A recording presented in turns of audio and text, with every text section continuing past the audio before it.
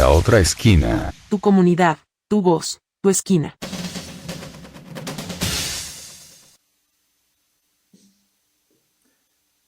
Saludos amigos desde la Corporación de Desarrollo Social CODES en este nuevo video podcast en el que abordaremos el tema la desnutrición crónica infantil, avances y retos en Chimborazo. Damos la bienvenida a nuestra invitada, la señora Patricia Herrera Cisneros. Ella es doctora en nutrición y dietética, tiene varios diplomados otorgados por universidades de Italia, España y Ecuador, varios cursos y eventos con certificaciones de universidades y entes estatales y no gubernamentales, tanto en calidad de asistente como de ponente. Ha desempeñado cargos de representación popular, fue viceprefecta de Chimborazo. Es actualmente docente e investigadora. Por favor, Patricia, tus primeras palabras. Muchísimas gracias a ustedes por su atención, gracias por la invitación para tratar uno de los temas sumamente importantes para el Ecuador y para la provincia de Chimborazo. Muchas gracias. Te brindo el contexto inicial. Según el Instituto Nacional de Estadísticas y Censos, en la segunda ronda de encuesta nacional sobre desnutrición infantil, ENDI en el periodo 2023-2024, la desnutrición crónica infantil para menores de 2 años se ubicó en el 19.3%. Esto representa una ligera disminución respecto a la ronda anterior, 2022-2023, cuando la ENDI reportó 20.1%. En cuanto a los niños de 2 a 5 años, la ENDI 2022-2023 reporta una prevalencia nacional del 16.0%. La encuesta ENDI también indica mejoras en otros determinantes importantes, por ejemplo, cobertura de controles de salud en los primeros 1000 días, controles prenatales de niño sano, que dicen que aumentó. Según el INE, los controles subieron del 42.1 al 49.6 entre las encuestas. Otro avance señala la reducción en la proporción de agua con contaminación por Escherichia coli. La ENDI reportó una caída de ese indicador, lo cual es clave porque la calidad del agua es un factor muy asociado con la desnutrición. Además, hay un crecimiento en la cobertura de programas sociales, por ejemplo, el programa Creciendo con Nuestros Niños del Ministerio de Desarrollo Humano, que incrementó su cobertura en niños menores de 2 años, según el INE. En base a esto, por favor, te consultamos. En la última ronda de la ENDI, se observa una ligera reducción de la desnutrición. En menores de 2 años, 0.8, pero los avances siguen siendo lentos. ¿Cuáles son, desde tu perspectiva, las principales barreras que todavía impiden una reducción más acelerada a nivel nacional? Por favor, Patricia. Bueno, un primer contexto. Ecuador se enfrenta en este momento a 2 problemas bastante graves, la desnutrición crónica infantil y la obesidad. Entonces son los problemas anteriores de salud y los problemas futuros de salud, porque la obesidad constituye también un 6% de la población y cada vez va en ascenso y que luego serán los futuros diabéticos. Entonces estamos viviendo en el pasado y estamos viviendo también en las enfermedades o en el contexto epidemiológico del futuro. Dicho esto, el tema de la desnutrición crónica infantil representa un reto para el Ecuador y para todos los países que tenemos niveles y porcentajes tan altos de niños y niñas con desnutrición crónica infantil. Y hablamos de esta ventana de oportunidad de los 1000 días, porque el problema fundamental en esos 1000 días contados desde la concepción es el desarrollo del cerebro, el desarrollo neurológico, que va a ser el que va a afectar de por vida a ese niño o esa niña que sufre de desnutrición crónica infantil desde el vientre de la madre. Entonces, plantearse el tema solamente de las estadísticas no tiene sentido.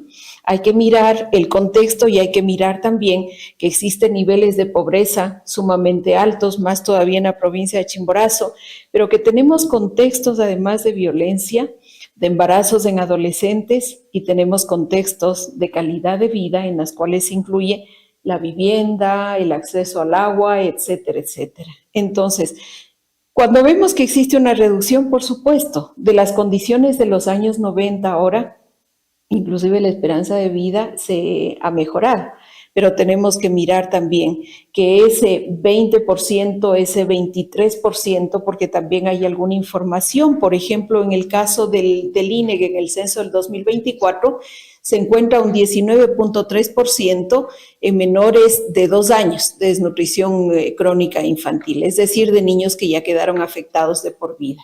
Y obviamente, cuando vemos las cifras gubernamentales, siempre van a decir que existe una reducción, pero sabemos que Ecuador tiene un nivel de subinformación. Entonces, ¿cuántos niños realmente tenemos en el caso de la provincia de Chimborazo? Aquí se han hecho algunos esfuerzos, se hizo un censo en el cantón Riobamba y se llega a un diagnóstico bastante preocupante. La Católica hizo también algunas investigaciones en la zona de la UCI y alarmante, porque pasaba el 40% de desnutrición crónica infantil. Entonces, la cuestión en ello, en los términos estadísticos y en la valoración del problema, es el efecto, el impacto social que va a tener en la vida de esos niños y de esas niñas que están afectados con desnutrición crónica infantil. Entonces, ese es el primer contexto para entender por qué la DCI, la desnutrición crónica infantil,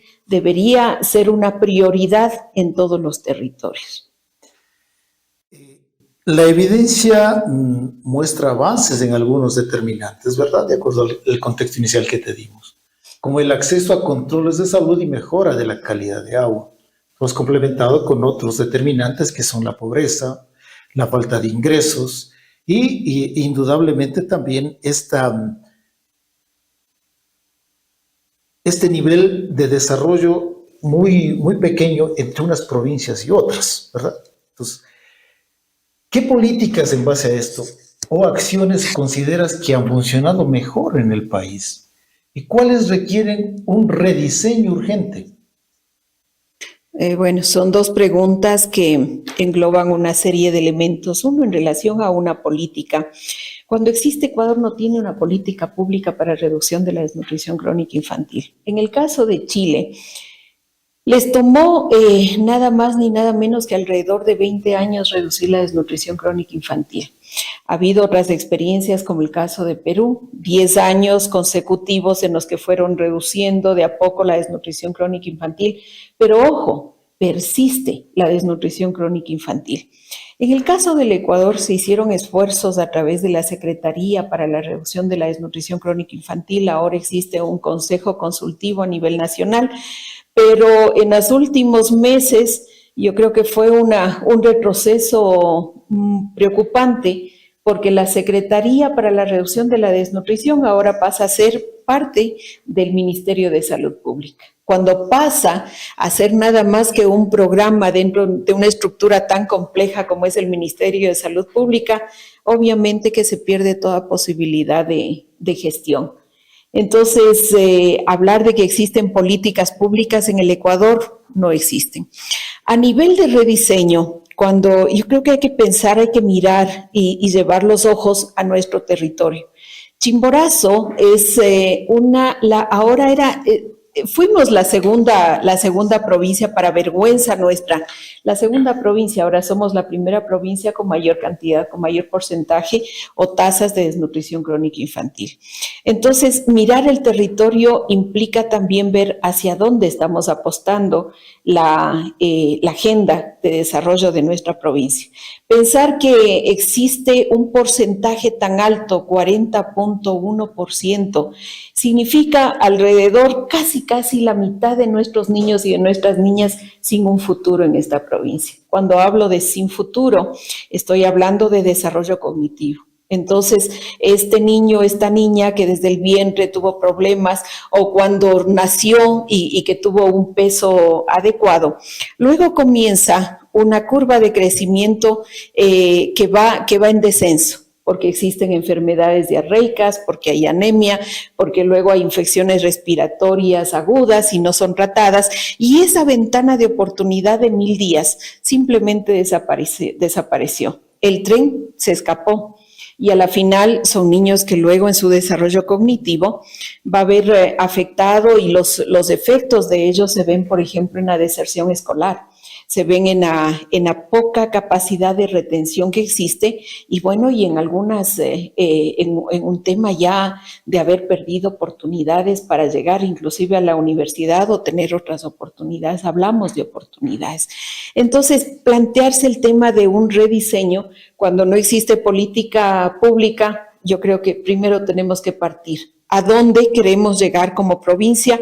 ¿A dónde queremos llegar como país? Entonces, y al plantearse una política pública, estamos hablando de recursos, de prioridades, de esfuerzos conjuntos, estamos hablando además de ponerse metas en 10 años a dónde vamos a llegar. Chile lo logró.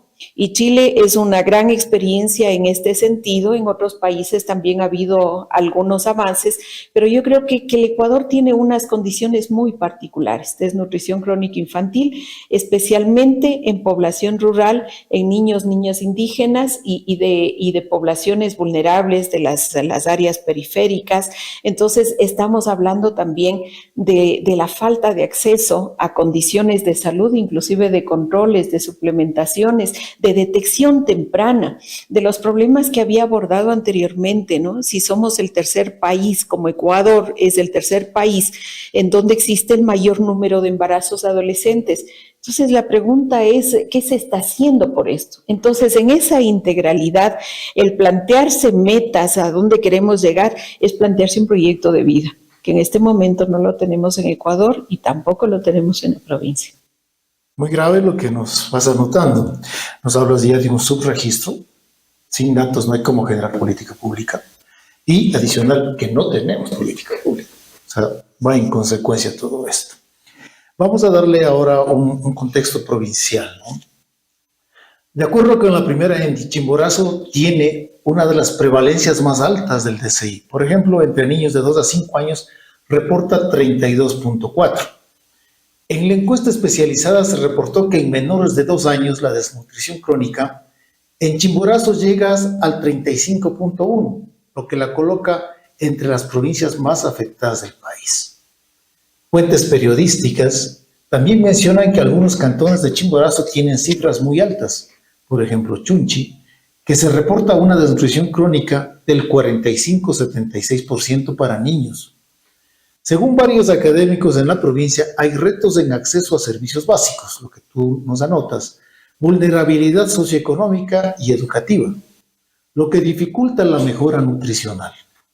Estudios de universitarios locales indican que el bajo nivel educativo de las madres, la precariedad de los hogares y la falta de atención temprana son factores centrales. También se ha señalado que la desnutrición crónica infantil tiene rostro étnico. Los niños indígenas en Chimborazo se ven más afectados. Hay poblaciones indígenas con tasas muy altas de retrasos en talla-peso y además de liderar las estadísticas, la UNACH y Visión Mundial detectan que hay problemas de anemia entre niños y los gestantes, lo que según algunos analistas, las intervenciones deben ser más focalizadas para cantones más vulnerables, como el caso de Alausí, Guamote, Huano, etc. En base a esto, Chimborazo sigue apareciendo entre las provincias con mayor prevalencia de desnutrición crónica infantil, superando incluso el 30%. ¿Qué factores estructurales específicos hacen que esta provincia sea especialmente vulnerable? Buena pregunta. Bueno, entendiendo la provincia de Chimborazo, es no solamente el tema de la apuesta agropecuaria que tenemos en el nivel rural. Estamos hablando que en estas contradicciones de la inequidad, Chimborazo alimenta con productos a los grandes mercados, Quito, Cuenca, Guayaquil. Sin embargo, es la población que sufre mayor pobreza. Y ahí la pregunta es, ¿qué está pasando en la provincia de Chimborazo? Entonces, estamos hablando de toda una estructura, de problemas estructurales que tienen estas consecuencias. La poca atención que hay al área rural, los precios inequitativos, y esto se convierte en un círculo vicioso en el cual la pobreza sigue generando mayor pobreza y no existe una salida para estas condiciones. Recuerdo cuando, debo decir que también tuve el honor de trabajar en la Politécnica durante más de casi 8 años. Ahora estoy en otras actividades, pero cuando habíamos revisado las estadísticas del caso de Guamote, accede a la universidad de un colegio 1 o 2 personas. El acceso va restringiéndose. Es la calidad de educación. Entonces, es el tema de la salud, es la poca atención que se está dando al área rural. Entonces, obviamente que en la década de los 90, ustedes recordarán que se decía Guamote es el cantón más pobre del Ecuador. Entonces, y fue luces, ¿no? Luces para ONGs que se asentaron de 3 o 4 que habían en ese momento por la década de los 90, 2000, 2010, se asentaron muchísimos organismos no gubernamentales. Claro, y la cuestión es, ¿eso ha garantizado que la gente salga de estas condiciones? No. Entonces, y luego podemos analizar la situación. Ahora, el caso de Guano, Riobamba, Colta, Alausí, que tienen sobre todo estos cantones que tienen una alta concentración de población indígena y es población que se dedica al trabajo de la tierra. Entonces, esas contradicciones en inequidad, nos preguntamos cómo es posible que quienes nos están dando de los alimentos para que podamos tener en los mercados, en las ciudades, algo para comer, ellos no están consumiendo. Y viene ahí el otro problema. Entonces, cuando les planteaba el tema de la obesidad, entonces el cambio dentro de su alimentación, porque ahora en las condiciones de pobreza, prefieren vender la cubeta de huevos, venderlas en la ciudad, lo que le va a generar unos $4 o $5, pero esos $4 o $5 les permite comprar una gran cantidad de fideo. Entonces, y si tiene 4 o 5 hijos, la cuestión es llenar el estómago y tener energía para el trabajo al que tienen que enfrentarse todos los días. Entonces, estas condiciones hacen que precisamente encontremos estos niveles de desnutrición crónica infantil, de anemia, que no se han logrado superar. Entonces, ¿cuál es la política que se está, o no política, cuál es la acción que se está desempeñando en estos cantones, que deberían ser vulnerables, pero además de eso, que permita llegar con recursos para que exista acceso al agua potable? Y la pregunta ahí es, ¿qué hacemos? ¿Qué estamos hablando de combatir la desnutrición cuando más del 80% de la población en la provincia de Chimborazo no tiene acceso a agua segura? No hablo de agua potable, agua segura. Entonces, ¿cómo pretendemos abordar un problema estructural de semejante naturaleza cuando no existen las inversiones? ¿Cuál es el trabajo que se está haciendo con el gobierno provincial, los gobiernos municipales? En muchas ocasiones yo escuchaba, no, es que esas no son nuestras competencias. Entonces, no es cuestión de lavarse las manos. Ahí hay competencias exclusivas y hay competencias concurrentes. Y si se aborda una agenda para la provincia de Chimborazo determinando precisamente estas vulnerabilidades, entonces ahí podemos recién hablar de que esos esfuerzos tendrían que focalizarse en estos cantones, pero además en un trabajo conjunto. De hecho, se reconoce la rectoría del Ministerio de Salud Pública, pero también es necesario en cada una de las competencias que le corresponde a los gobiernos locales plantearse cuáles serían sus responsabilidades. Así es. Bueno, el fenómeno viene mucho más antes. Recuerdo yo en los 70s, cuando ya la gente comenzaba a cambiar productos agrícolas por fideos. Roberto, si me permites ahí puntualizar algo, ¿no? Cuando por esta situación de trabajo de campo uno va y encuentra una tienda, ¿qué es lo que se encuentra en la tienda? Galletas, arroz, fideos y las gaseosas. Con un nivel de, claro, hablar de frutas, por ejemplo, en el páramo, creo que ese es otro de los problemas, o decir que tienen que consumir proteína cuando la proteína está muy lejos Primero, el mercado, porque los mercados se hacen los domingos. Segundo, el costo que tiene la proteína animal. Entonces, tercero, qué es lo que la gente prefiere consumir. Y cuando se va a los mercados, cuando se encuentra pescado, el pescado está en malas condiciones. Entonces, esa es la complejidad, ¿no? Cuando dicen, como en aquella época de las haciendas, entonces no, aquí hay que dar cualquier cosa. Entonces, no es la calidad, sino es la cantidad, y es de alguna manera lo que queda de los mercados del resto de los días. Entonces, ahí hay unos problemas inclusive de concepción y de la poca importancia que se da al área rural, y me parece que es injusto, porque finalmente cuando viene un productor a vender un quintal de papas y ha querido vender directamente en los mercados, le dicen, no, aquí hay un precio, si usted quiere vender en $8, $9 o lo que sea, entonces ahí le compro, y si no, usted no tiene posibilidades de acceder al mercado. Entonces, ¿qué es lo que sucede? Ese mismo quintal de papas es comercializado en las grandes superficies, en estos supermercados, y tranquilamente de ese mismo quintal de papas, una vez que está enfundado o que está lavada la papa, le cuesta 3 veces más.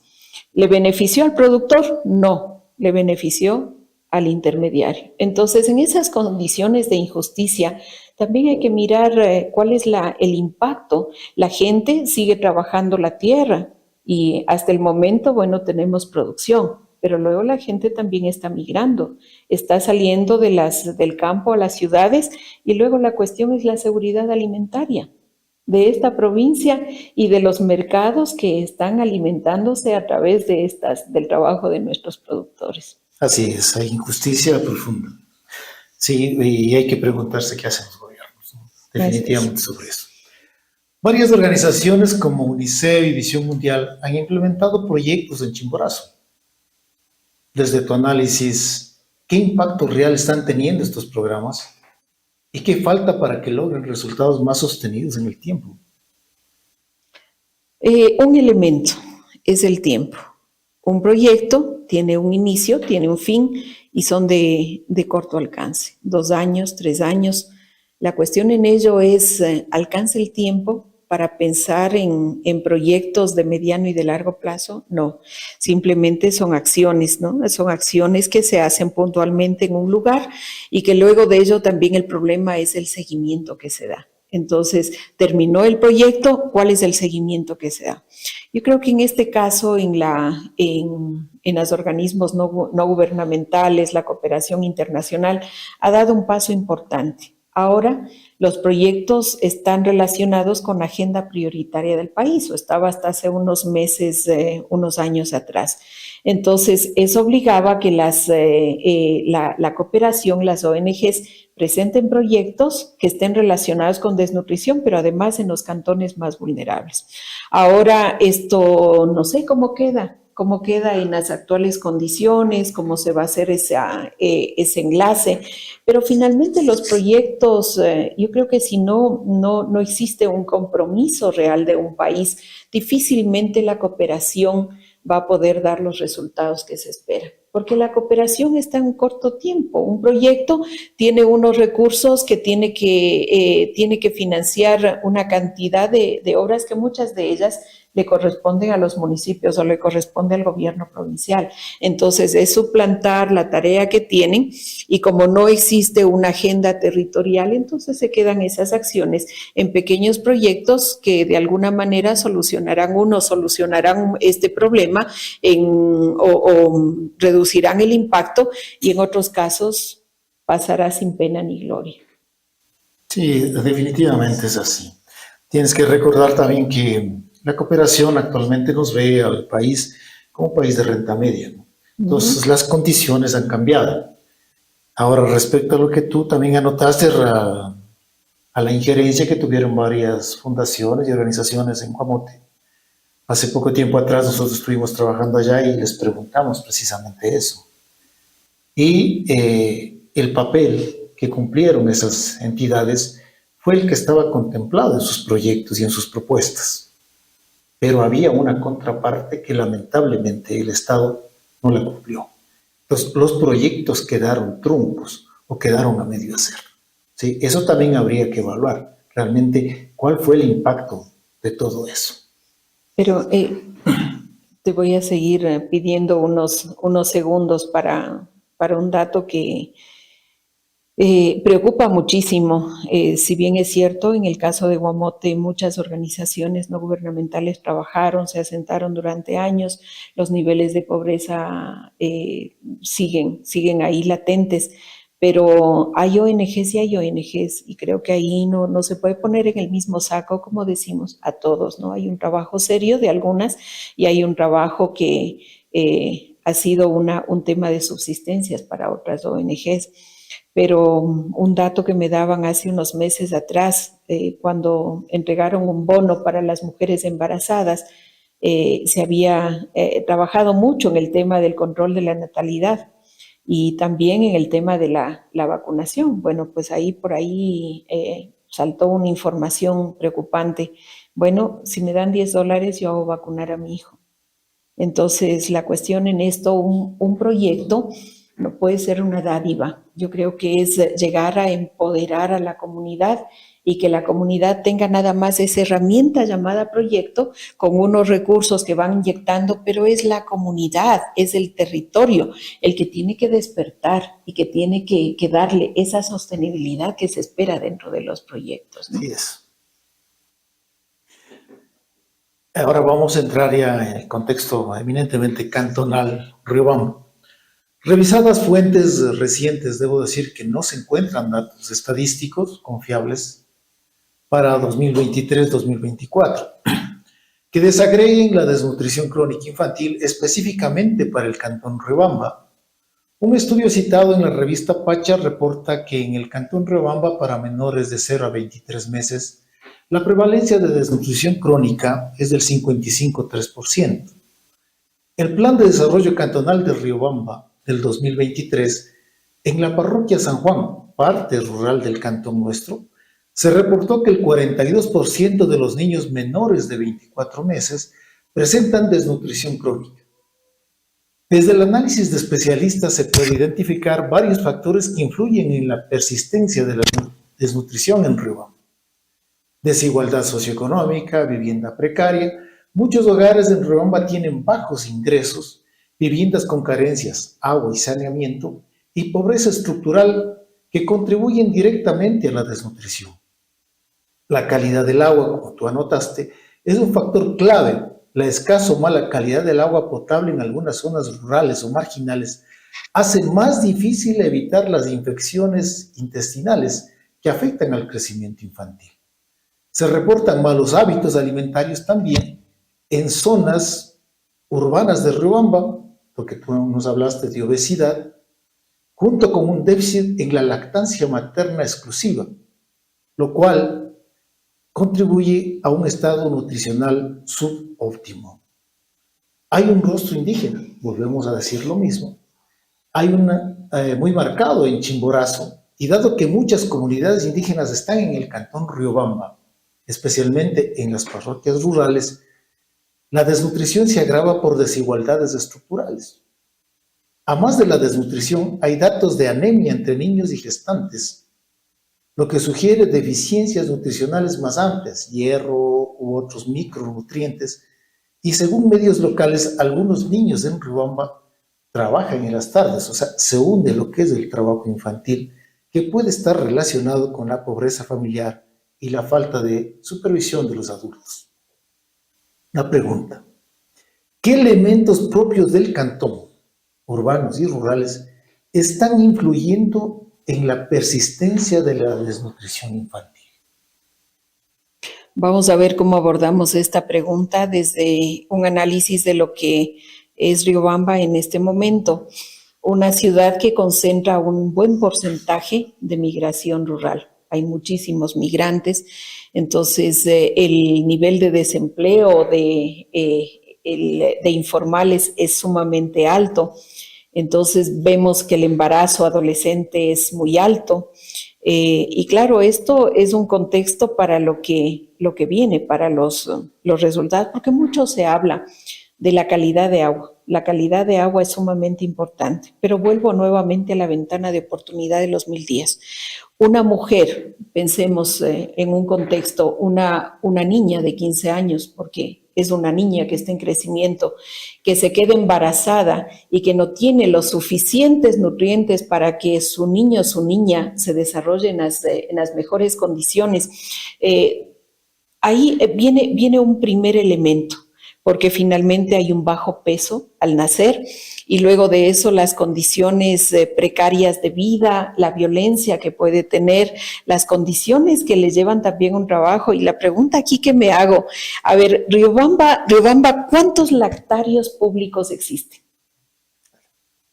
No existe una ordenanza que obligue que en los lugares públicos exista un espacio privado en donde las madres puedan dar de lactar a los hijos, a los niños. Entonces, y claro, con todo el problema social que persiste, la lactancia materna se va convirtiendo cada vez en un problema en el que se va reduciendo.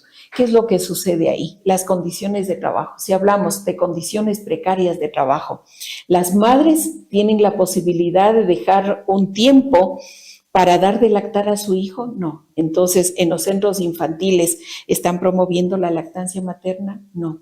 Están promoviendo el biberón. Entonces, el biberón es una fuente para que se puedan contagiar y enfermedades diarreicas agudas. Entonces, ahí estamos, ya no es el problema solamente del agua. El otro tema es el nivel de violencia que hay. Entonces, cuando vemos las condiciones de un embarazo de una madre que ha tenido cariño, que ha tenido una alimentación adecuada, un ambiente sin violencia, vemos un desarrollo neuronal increíble, porque en esos primeros, durante el embarazo, ahí se van formando todas las conexiones. Si vemos una madre que no tiene los nutrientes necesarios, que no tiene las condiciones, que además de eso vive en violencia y además de esto en condiciones precarias, este niño que se está formando, hay un estudio muy interesante, 2 fotografías en las que se puede ver el cerebro de un niño en las mejores condiciones y el cerebro de un niño, de una niña que no ha tenido las condiciones del embarazo. Y este es como un foco vacío. Entonces, luego el nivel de anemia del que hablas, hay los minerales, ¿no? La ferritina, las vitaminas del complejo B, que hace que todo este desarrollo cerebral que le va dando como las carreteras, luego puedan interconectarse, requieren de estimulación, requieren de esto, de hablar, de tenerles. ¿Por qué las mujeres indígenas sobre todo, les mantienen en su pecho, en su espalda? Es porque eso le va dando seguridad al niño o la niña. Entonces, ¿qué es lo que sucede ya cuando comienzan a trabajar? Tienen que dejarles, se ven obligadas a dejarles en los centros infantiles y la cuestión ahí es quién cuida 7, 8 niños menores de 1 año que requieren de atención, de estimulación. Entonces, veamos ese contexto complejo y para lograr entender lo que pasa ahí en las ciudades. En el campo ustedes les ven, ¿no? Les ven a las mujeres con el asadón y con el hijo en su espalda. Entonces le está dando el calor, es una forma de estimulación. Aquí en cambio se le deja en la cama, se le deja en la cuna. ¿Quién se preocupa de la estimulación que debe tener? Entonces, luego, cuando llega a los 2 años, además del problema de salud, con todos estos problemas que ya son problemas de salud mental, que son problemas además de estimulación, entonces las condiciones se dan así. Y en las ciudades además tenemos un grave problema, porque si no tienes dinero no puedes acceder a alimentos. La cosa es en el campo por lo menos hay algo para comer, en las ciudades no. Entonces el tema de la seguridad alimentaria es otro de los problemas graves. Ecuador ahora está enfrentando problemas de hambre. Entonces luego de la crisis del COVID se produjo una contracción económica que afectó lo primero que se afecta es la comida. Entonces se reduce el número de comidas, se privilegia la comida para quienes están trabajando, generalmente son los hombres, es el papá, los hermanos, y luego las niñas, los más pequeños y los ancianos son los que dejan de comer. Entonces, veámosle también desde la seguridad alimentaria el costo de la canasta básica. Aquí en la ciudad ahora se calcula en más de $830, si no me equivoco. Entonces, con un empleo precario, con un trabajo precario, ¿llegarán a $2-3 por día? Probablemente. Si tuvieras que priorizar 3 acciones inmediatas en Riobamba que deberías implementar para reducir la desnutrición crónica infantil en sus parroquias urbanas y rurales, ¿cuáles serían y por qué? Bueno, una de las tesis de la primera maestría que hice en Andina, nos planteamos esto, después de haber ejercido la viceprefectura durante casi 5 años. La cuestión era qué hacer primero. Y lo primero es establecer una planificación, una de corto, mediano y de largo plazo. Y en esa planificación trabajar una agenda que involucre a todos los actores, públicos, privados, y hablo también de ONGs, pero dentro de un trabajo serio, en el cual nos planteemos metas de lo que se debe hacer. El trabajo de la academia es otro de los elementos fundamentales. Riobamba tuvo la suerte, bajo la dirección de Lilia Peralta y el municipio de Riobamba, hicieron un diagnóstico para ubicar exactamente en dónde estaban los niños con desnutrición. Pero los problemas es que después pasaron los 1000 días y ya no se puede hacer mayor cosa. Entonces yo creo que hay que pasar del diagnóstico, pasar a las acciones concretas. Entonces, a una red, como en el caso de Cotacachi, ellos tienen una red de centros infantiles en las cuales se promueve la lactancia materna, se promueve el consumo de una alimentación saludable, se promueve la organización, se privilegia la vida. Entonces, ahí estamos hablando de acciones sumamente concretas. Lo otro es trabajar sobre el tema de agua segura. Entonces, verificar las condiciones que tenemos de agua, ampliar la cobertura. Obviamente me van a decir, ¿y de dónde vamos a sacar el dinero? Pues hay proyectos, hay programas que tranquilamente, cuando se ve que hay un trabajo serio, se los puede gestionar, y es un trabajo conjunto que se debe realizar.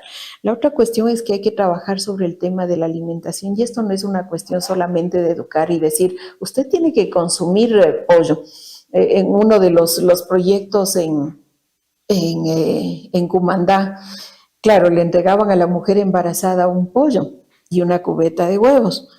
La pregunta es si esta madre que tiene 4 o 5 hijos se va a comer el pollo, probablemente llegue, como decimos, al pescuezo, y los huevos tenga que venderlos para comprar fideo, para comprar arroz, porque eso es lo que les llena el estómago, y el pollo y los huevos y la proteína que se había pensado para el embarazo de la señora, pues simplemente no llega, porque son otras condiciones. Entonces, hay que pensar la intervención también en función de familia. Y lo que corresponde al Ministerio de Salud Pública, yo sé que me pasé de las 3, pero lo que corresponde al Ministerio de Salud Pública sí es dejar este tema de la rectoría, sí, con todo el respeto, pero creo que es un trabajo que hay que hacerlo con las organizaciones, formar más promotores de las comunidades, los promotores comunitarios, para que ellos vayan haciendo todo el monitoreo. Nos planteamos un proyecto muy bueno en la Politécnica en su momento. Ahora hay otras personas que asumieron la responsabilidad para formar promotores de nutrición, y promotores que promuevan esos 1000 días, esa ventana de oportunidad. Recordemos que apenas son 1000 días, desde la concepción hasta que nace, y ahí es fundamental un embarazo saludable, un embarazo con mucho cariño, con mucho amor, cero violencia, con mucha estimulación. Luego de eso, cuando nace, que el niño, la niña tenga un peso de 2500 gramos mínimo, y luego ir controlando para que su curva de crecimiento vaya teniendo el potencial que se esperaba desde este punto de corte cuando nace.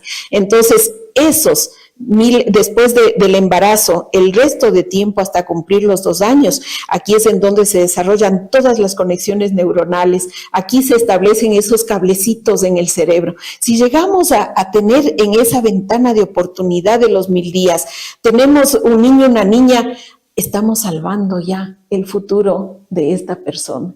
Entonces, claro, luego viene el tema de la educación, el tema de la salud, importantísimo, pero le estamos dando esa oportunidad, porque ha logrado hacer las conexiones y su capacidad, su desarrollo cerebral, lo tenemos al máximo. Claro que ahí vienen temas de detección que son mucho más sensibles y que tenemos aquí una carrera de nutrición y dietética en las cuales se hacen cantidad de investigaciones, pero es un trabajo también de la academia. Ya se han hecho varios estudios de ciertos productos que precisamente van enfocado a esto. Entonces, convirtámoslo en una política pública con un accionar desde la academia, desde los gobiernos locales, desde la sociedad civil para decir, Chimborazo tiene una agenda de reducción de desnutrición y venga quien venga en el 2027, se respete esa agenda. Entonces, si a Chile le tomó 20 años, en Perú fueron 10 años, pero 10 años sostenidos, entonces no es difícil que lleguemos a una reducción de esta desnutrición y que podamos declarar un territorio al menos en el cual realmente las estadísticas sí nos digan que estamos bajando los niveles de desnutrición. Gracias, Pati. Muy interesante todo lo que nos has dicho.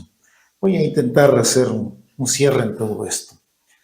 Se puede decir que existe una ligera disminución de la desnutrición crónica infantil en niños y menores de 2 años y que hay mejoras de determinantes como la calidad de agua, el acceso a controles de salud, etc. Los avances son modestos y definitivamente no alcanzan para decir que estamos en el camino de la erradicación. Se hace urgente un enfoque más integral. Tú nos has hablado de eso, una planificación completa y todo eso. Una articulación efectiva entre salud, saneamiento, seguridad alimentaria, educación, desarrollo rural y políticas sociales.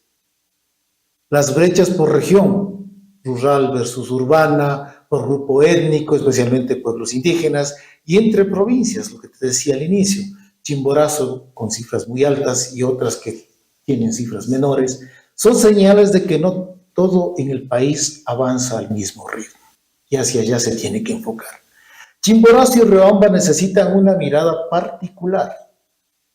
Dada la alta prevalencia, los análisis coinciden en que se debe priorizar esta provincia en las estrategias de nutrición, con intervenciones adaptadas a su realidad social, cultural y económica. No bastan con las intervenciones clásicas. Queremos agradecer todos los criterios que has emitido, que contribuyen a que la ciudadanía aclare conceptos sobre este tema. Te agradecemos por haberlos expuesto con solvencia, por lo que te damos muchas gracias por tu participación. Creo que habrá que seguir ahondando en esto. Nos vemos a nuestros queridos amigos en una próxima entrega con un tema de interés tratado con la profundidad que amerita. Muchas gracias. Muchas gracias.